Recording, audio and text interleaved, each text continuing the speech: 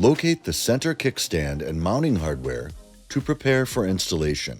Remove the pre-installed bolts and washers from the center kickstand.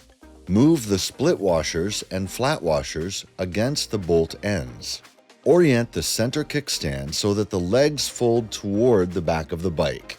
Position the center kickstand under the mounting bracket in front of the rear wheel so that the center block fits through the mounting bracket and the bolt holes are aligned. Thread the bolts by hand through the mounting bracket and then use an 8mm Allen wrench to tighten the bolts until secure.